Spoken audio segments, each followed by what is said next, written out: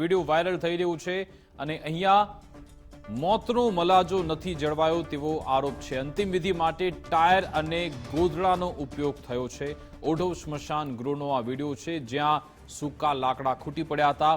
ટાયરો અને ગોદડાનો ઉપયોગ કરતા સ્વજનોએ રોષ ઠાલવ્યો હતો। આખરે ટાયર અને ગોદડું નાખી અંતિમ વિધિ કરવામાં આવી હતી। પરિવારજનોએ એએમસીના CCRSમાં ફરિયાદ કરી છે। અગાઉ પણ અનેકવાર સ્મશાન સામે એના વહીવટ સામે સવાલ ઉઠી ચૂક્યા છે ત્યારે વધુ એક આવો આરોપ લાગ્યો। આ અંગે જાણકારી આપશે સંવાદદાતા રીમા દોશી ફોનલાઈન પર જોડાઈ ગયા છે। જી રીમા।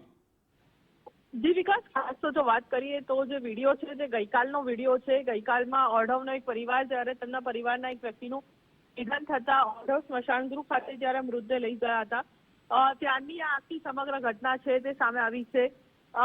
કોર્પોરેશન ક્યાંક એવું કહી રહી છે કે વરસાદ પડ્યાના કારણે લાકડા છે જે ભીના છે, પરંતુ સ્થાનિકોનો આક્ષેપ છે કે આ પરિસ્થિતિ છે જે છેલ્લા ઘણા સમયથી આ સ્મશાન ગૃહોની અંદર જોવા મળી રહી છે કે મૃતદેહને બાળવા માટે લાકડાના બદલે અલગ અલગ વસ્તુઓ, ક્યાંક ગોદડું, ટાયર જેવી અલગ અલગ વસ્તુઓ છે તેનો ઉપયોગ કરવામાં આવે છે। અને જો વાત કરીએ તો અંતિમ વિધિની તો 5-6 કલાક સુધી મૃતદેહ છે જે સંપૂર્ણ રીતે તે સળગતા નથી, એટલા માટે પરિવારજનોએ પણ 5-6 કલાક સુધી સ્મશાન ગૃહની અંદર ત્યાં હાજર રહેવું પડતું હોય છે તેવો પણ એક આક્ષેપ છે।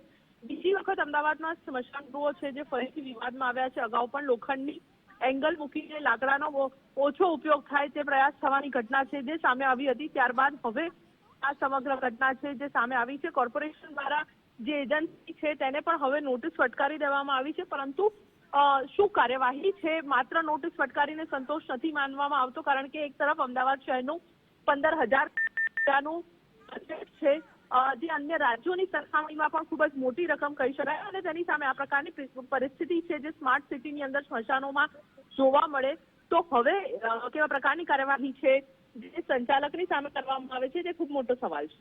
જી બિલકુલ, આભાર તમામ જાણકારી આપવા બદલ।